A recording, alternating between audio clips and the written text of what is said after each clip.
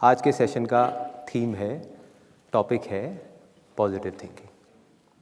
ये जो टर्म है ये सबने सुनी है, पॉजिटिव थिंकिंग क्या होती है, लेकिन इससे रिलेटेड बहुत कंफ्यूजन है। तो सबसे पहले बजाय ये बताने की कि पॉजिटिव थिंकिंग क्या है, मैं अपना एक्सपीरियंस आपके साथ में शेयर करूंगा कि पॉजिटिव थिंकिंग क्या नहीं है, फिर आएंगे कि पॉजिटिव थिंकिंग क्या है। पॉजिटिव थिंकिंग का मतलब ये नहीं है कि जैसा मैं सोच रहा हूं और उस सोच के अकॉर्डिंग जो चीज मैं चाहता हूं बिल्कुल वैसा ही होगा, ये नहीं है पॉजिटिव थिंकिंग। दूसरा, पॉजिटिव थिंकिंग ये भी नहीं है कि मैं ये चीज पाना चाहता हूं और मुझे ये चीज हर हाल में चाहिए और ये चीज मुझे मिलेगी ही मिलेगी अगर मैं उसके बारे में पॉजिटिव सोचता रहूंगा, तो ये भी पॉजिटिव थिंकिंग नहीं है। तीसरा, जो ज़्यादातर लोग सोचते हैं पॉजिटिव थिंकिंग के बारे में, पॉजिटिव थिंकिंग ये भी नहीं है कि अगर आप अपने फ्यूचर के बारे में सब कुछ अच्छा ही सोचते रहो, कुछ भी बुरा ना सोचो। बुरा इन द सेंस कि मेरे साथ में गलत हो जाएगा, गलत हो जाएगा, आप बस यही सोचते रहो कि मेरे साथ में सब कुछ अच्छा होगा, मेरी लाइफ में सब कुछ अच्छा होगा, तो आपके साथ अच्छा ही होगा। ये भी पॉजिटिव थिंकिंग नहीं है। ये तीनों ही अनरियलिस्टिक विशफुल थिंकिंग है। आपकी एक विश है, एक उम्मीद है, लेकिन इसका रियलिस्टिक पॉजिटिव थिंकिंग से दूर दूर तक कोई कनेक्शन नहीं है। मैं आपको एक एग्जांपल देता हूं, बड़ा सिंपल सा रियल लाइफ, जिससे आप सब लोग आराम से रिलेट कर पाओगे। कितने लोग स्टूडेंट्स हैं यहां पर? तो आज से 2-3 साल पहले एक न्यूज़ आई थी जो मैंने एक न्यूज़पेपर में पढ़ी थी, आप में से भी बहुत सारे लोगों ने शायद पढ़ी होगी और ऐसी न्यूज़ आती रहती है। एक स्टूडेंट था 12th स्टैंडर्ड का, ब्रिलियंट स्टूडेंट। उसने अपनी एक गोल सेटिंग करी, उसने अपना एक टारगेट बनाया कि मुझे 12th में, मतलब के बोर्ड्स के एग्जाम्स में 98% चाहिए, और उस टारगेट के बेस पे उसने आगे की अपनी सारी प्लानिंग कर ली कि जब मेरे 98% आएंगे तो मेरा इस कॉलेज में एडमिशन होगा, फिर मैं ये करूँगा, फिर मैं वो करूँगा, ऐसे ऐसे सारी प्लानिंग करता चला गया। एग्ज़ाम्स हुए, रिजल्ट्स आए, उसकी परसेंटेज आई 96% और उस लड़के ने सुसाइड कर लिया। और ऐसे एक या दो एग्जाम्पल नहीं है, इंडिया के अंदर हज़ारों ऐसे एग्जाम्पल्स हैं जिन्होंने नंबर कम आने की वजह से सुसाइड कर लिया। ये तो हो गया एक एक्सट्रीम एग्जाम्पल, लेकिन अगर मैं बात करूं उन स्टूडेंट्स की जो नंबर कम आने की वजह से डिप्रेशन में चले गए, परेशान हो गए, जिंदगी से हार गए, जिनका कॉन्फिडेंस ज़ीरो हो गया, जिनको कुछ समझ नहीं आ रहा कि हम आगे क्या करें, तो ऐसे कितने स्टूडेंट्स होंगे इस टाइम इंडिया में? लाखों हैं, करोड़ों हैं, पता नहीं कितने हैं जिनकी जिंदगी खराब हो रही है। किस वजह से? एक गलत ट्रैक पे चलने की वजह से। अगर मैं लाइफ का आपको एग्जांपल दूं, एजुकेशन से रिलेटेड जिसकी मैं बात कर रहा हूं, तो क्या होगा? आप इमेजिन करो, एक क्रिकेट का मैच चल रहा है, आप यहां पर बैटिंग कर रहे हो, आप स्टूडेंट हो, ठीक है? पीछे कोई विकेट्स नहीं है। ये लाइफ का गेम है, क्रिकेट का गेम नहीं है, क्रिकेट से रिलेटेड है, मैं आपको एग्जाम्पल दे रहा हूं, लेकिन ये जिंदगी है। आप यहां पर बैटिंग कर रहे हो, पीछे कोई विकेट्स नहीं है, कोई विकेट कीपर नहीं है, कोई और प्लेयर्स नहीं है, सामने से लाइफ है, जिंदगी है जो एक के बाद एक बॉल फेंकती चली जा रही है। बॉल आ रही है, एक बॉल आई, आपने बैट घुमाया, वो बॉल छूट गई, पीछे निकल गई, पीछे निकल गई। अब आप क्या करोगे? सुसाइड करोगे? एक बॉल छूट गई, समझना इस बात को जो मैं बोलने वाला हूं। एक बॉल छूट गई, सुसाइड करोगे? आप पेरेंट्स हो, आपके बच्चे से एक बॉल छूट गई, क्या कहोगे उसको? मर जा?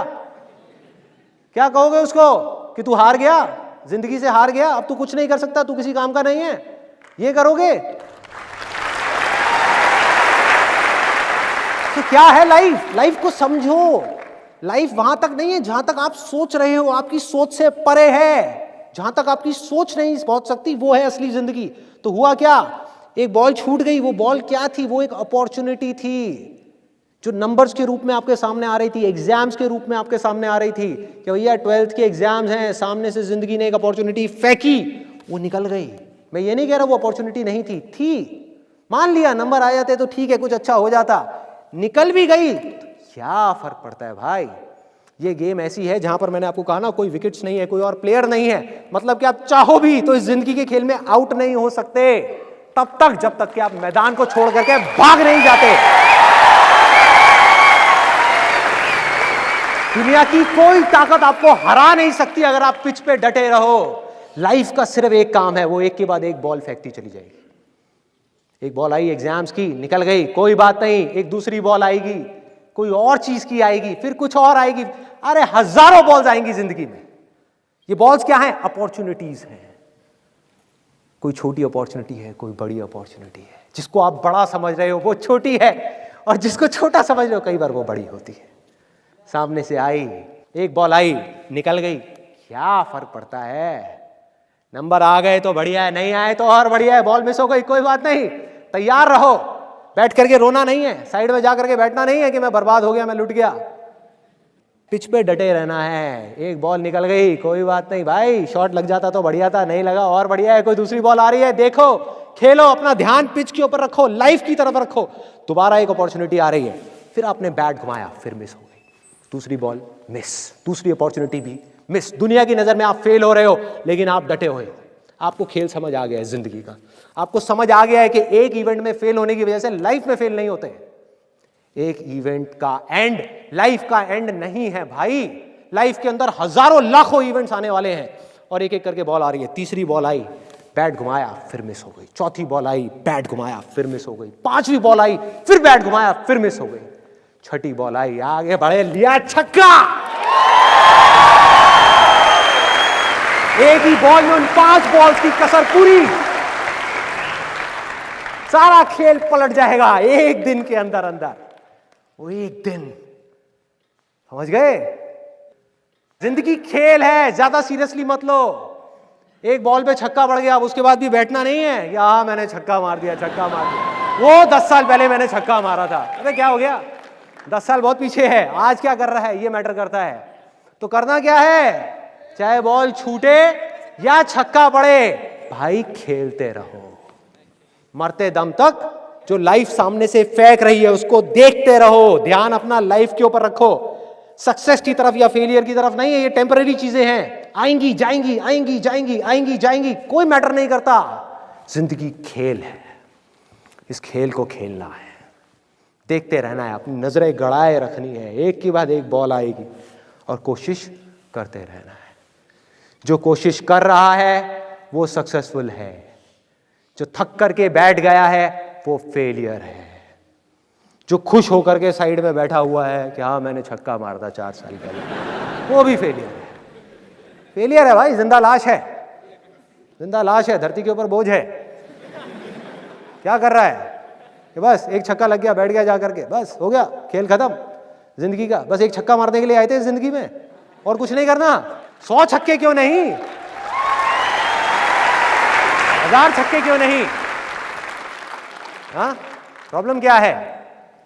ये है जिंदगी का खेल, जिसको हमको समझना है, जिसके अंदर हमको पक्के होना है। और ये है पॉजिटिव थिंकिंग का असली मतलब के realistic positive thinking based upon fearless action. बिना किसी डर के एक्ट करना है। अब देखो ना, आपका डर गायब, स्ट्रेस गायब, डिप्रेशन गायब, प्रेशर गायब।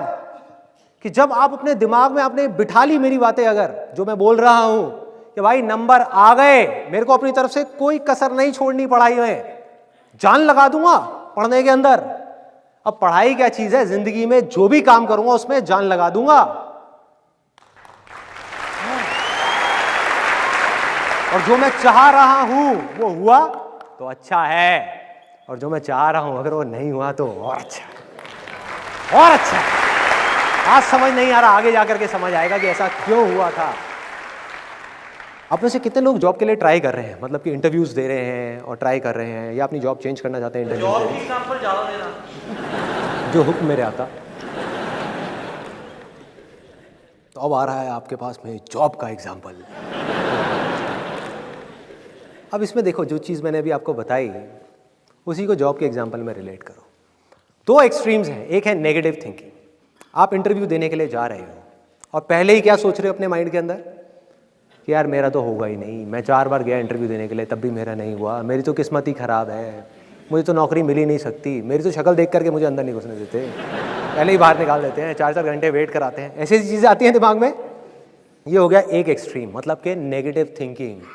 ये तो भाई आपको ख़त्म करेगी ही करेगी, इसमें कोई डाउट ही नहीं है, ये आपको अंदर से खोखला कर देगी। दूसरी एक्सट्रीम, जिसको लोग पॉजिटिव थिंकिंग बोलते हैं, जो सिर्फ एक विशफुल थिंकिंग है, पॉजिटिव थिंकिंग नहीं है। वो क्या है? अनरियलिस्टिक विशफुल थिंकिंग, कि मैं जा रहा हूं ये इंटरव्यू देने के लिए, 4 बुक्स पढ़ी, मोटिवेट हो गए, मेरे सेशंस देखे, एकदम से मोटिवेट हो गए, एनर्जी बढ़ गई। सेशंस में जो मैं बोल रहा हूं उसकी गहराई तक नहीं गए, बस ऊपर ऊपर से सुन लिया, ऊपर ऊपर से सुन लिया। मैं कहता हूं ना, चीज़ों को छोड़ो, चीज़ों को नहीं छोड़ा, चीज़ों को ही पकड़ लिया। मैं कहता हूं काम को पकड़ो, काम को छोड़ दिया, काम नहीं किया उस इंटरव्यू के लिए। और किसको पकड़ा? रिजल्ट को पकड़ लिया, आउटकम को पकड़ लिया। क्या दिमाग में भर दिया? कि मैं जा रहा हूं ये इंटरव्यू देने के लिए और ये जॉब हर हालत में मुझे मिलेगी ही मिलेगी। है ना एटीट्यूड, कॉन्फिडेंस है ना पूरा? बढ़िया है, बहुत बढ़िया है। ऐसा अगर कोई बंदा मुझे आकर के मिलेगा ना, मैं उससे पूछूंगा क्यों भाई, तुझे क्यों मिलेगी? बाकी के जो 100 लोग आ रहे हैं वहाँ पे, वो क्या टाइम पास के लिए आ रहे हैं? वो दूसरे ग्रह के हैं, वो 5वीं फेल है, उनके पास डिग्री नहीं है, उनके पास डिप्लोमा नहीं है, उन्हें जॉब नहीं चाहिए, उनकी फैमिली में कोई प्रॉब्लम्स नहीं है, उन्हें पैसा नहीं चाहिए। तुझे ही क्यों मिलनी चाहिए? उनको क्यों नहीं मिलनी चाहिए? वो बेवकूफ़ हैं जो वहाँ पर आ रहे हैं इंटरव्यू देने के लिए, उनके पैसे नहीं लग रहे बस की टिकट के वहाँ तक आने के लिए, उन्हें क्यों नहीं मिलनी चाहिए? तो ये क्या है? अनरियलिस्टिक विशफुल थिंकिंग, जो लोगों को खत्म कर देता है, अंदर से खोखला बना देता है। किस तरीके से? देखो कितना सिंपल है इसको समझना। अगर आप अपने दिमाग में बोलते जाओगे कि नौकरी मुझे मिलेगी मिलेगी मिलेगी मिलेगी मिलेगी, तो क्या होगा? टेम्पररी बेसिस पे आपका कॉन्फिडेंस बढ़ जाएगा। मैं ये नहीं कह रहा नहीं बढ़ेगा, बढ़ जाएगा भाई, बहुत बढ़ जाएगा, और जरूरत से ज्यादा बढ़ जाएगा। जैसे अंडर कॉन्फिडेंस खराब है तो ओवर कॉन्फिडेंस भी उतना ही खराब है। किस तरीके से? आपका कॉन्फिडेंस इतना बढ़ जाएगा कि आपको विश्वास होने लग जाएगा कि यार ये तो नौकरी मुझे मिलेगी ही मिलेगी। और जैसे ही आपको बिलीफ हुआ, जैसे ही आपके अंदर से आया कि मुझे नौकरी मिलेगी या मिलने ही वाली है या मिलनी है, तो क्या होगा? उसके बेस पे ऑटोमेटिकली सपनों का महल खड़ा होना शुरू हो जाएगा कि अच्छा ये कंपनी है, कितनी बढ़िया कंपनी है। देखो जब मेरा यहाँ पे सिलेक्शन हो जाएगा तो मैं जा करके ये करूँगा, मैं वो करूँगा, मैं जा करके अपनी एक बाइक खरीदूँगा, उस पैसे से मैं ये बनाऊँगा वो बनाऊँगा। प्लानिंग होना शुरू हो जाएगी। होता है ऐसा? दिमाग चलना शुरू हो जाता है और ये सेकंड्स में चलता है। मतलब ये सब चीज़ें मेरे को बोलने में 5 मिनट लग रहे हैं, लेकिन ये 1 सेकंड के 1000वें हिस्से में होता है। जैसे ही आपका ध्यान काम से हट करके आउटकम की तरफ गया, एक्सपेक्टेशंस का पूरा महल खड़ा हो गया। वो होना ही होना है। और उस महल के साथ में क्या खड़ा होएगा? उसके साथ साथ ही ये दोनों चीजें साथ साथ होती हैं। डर कि अगर ये महल टूट गया तो क्या होगा, आना ही आना है। कि अगर नहीं मिली तो क्या होगा, कहाँ जाऊंगा, क्या करूंगा, मेरी फैमिली का क्या होगा, मम्मी का ऑपरेशन भी कराना है, हाँ, फैमिली में प्रॉब्लम चल रही है, पापा का बिजनेस भी फेल हो गया है। ऐसी चीज जिसका जॉब से कोई कनेक्शन नहीं है। सोचो, समझने की कोशिश करना जो चीज मैं बोलने वाला हूं। ये क्या है? ये सब ये आपकी प्रॉब्लम्स हैं कि मुझे पैसा चाहिए, मेरे पास सर्वाइवल के लिए भी पैसा नहीं है, घर खर्च के लिए भी पैसा नहीं है, मुझे नौकरी चाहिए भाई, बिना नौकरी के शादी भी नहीं होगी। सब मेरा मजाक उड़ा रहे हैं दुनिया में, सबकी जॉब लग गई, मेरी नहीं लगी, मेरी अकेले की किस्मत खराब है, मुझे चाहिए। अब देखो रियलिटी में और इमेजिनेशन में कितना फर्क है। रियलिटी क्या है कि वो बंदा जो आपका इंटरव्यू ले रहा है, जिसकी वजह से आपको जॉब मिलने वाली है, उसको रत्ती भर भी फर्क नहीं पड़ता कि आपकी प्रॉब्लम्स क्या है, कि आप जियो या मरो, आपके पास में खाने के लिए पैसे है या नहीं है, उसको इससे बिल्कुल ही फर्क नहीं पड़ता। और पढ़ना भी नहीं चाहिए, क्योंकि वो भीख थोड़ी दे रहा है, नौकरी दे रहा है भाई। तो उसको किस चीज से फर्क पड़ता है? उसको सिर्फ एक चीज से फर्क पड़ता है कि मेरा फायदा किस चीज में है, मेरी कंपनी का फायदा किस चीज में है, कि आपको रिक्रूट करके आपका कॉन्फिडेंस कैसा है कैसा नहीं है, कोई फर्क नहीं पड़ता भाई। क्यों? क्योंकि अगर 100 चीजें देखी जाती हैं किसी को रिक्रूट करने से पहले, किसी भी ऐसे इंसान से पूछना जो HR डिपार्टमेंट में हो या किसी सीनियर पोजीशन पे हो, जिसने कभी किसी के इंटरव्यूज लिए हो, तो आप समझ जाओगे जो चीज मैं बोल रहा हूं। Confidence is just one of them.